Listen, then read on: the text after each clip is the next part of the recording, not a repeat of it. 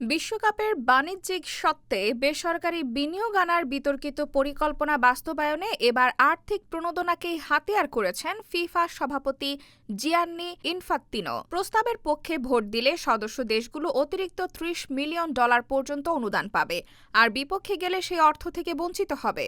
এমন প্রস্তাবকে কেন্দ্র করে বিশ্ব ফুটবলে শুরু হয়েছে তীব্র বিতর্ক।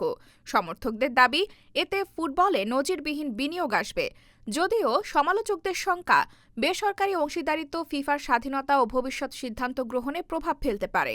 ফলে আগামী 19 সেপ্টেম্বরের ভোটে অনুমোদন মিললে বিশ্বকাপসহ ফিফার বড় টুর্নামেন্টগুলোর বাণিজ্যিক ব্যবস্থাপনায় বড় পরিবর্তন আসবে। প্রস্তাব অনুযায়ী ফিফা ফরওয়ার্ড এন্টারপ্রাইজ নামে একটি নতুন প্রতিষ্ঠান গঠন করা হবে।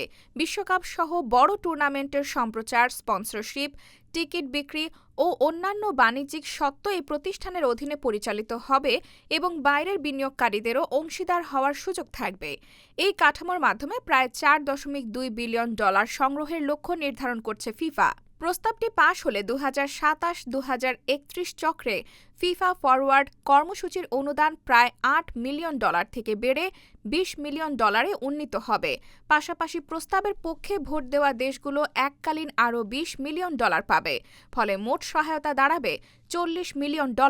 তবে প্রস্তাবটি বাতিল হলে সদস্য দেশগুলো আগের মতো মাত্র $10 মিলিয়ন পাবে। ভবিষ্যতে 2035-2038 চক্রে এই অনুদান $24 মিলিয়ন উন্নীত করারও পরিকল্পনা রয়েছে। এদিকে বাংলাদেশের মতো অনেক ছোট ফুটবল ফেডারেশন, জাতীয় দল, অবকাঠামো, একাডেমিক ও তৃণমূল ফুটবলের জন্য ফিফার অনুদানের ওপর নির্ভরশীল।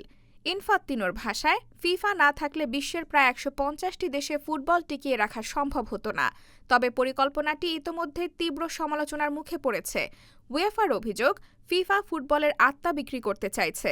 ইংল্যান্ড ফুটবল অ্যাসোসিয়েশনও প্রস্তাবের স্বচ্ছতা ও প্রক্রিয়া নিয়ে উদ্বেগ জানিয়েছে।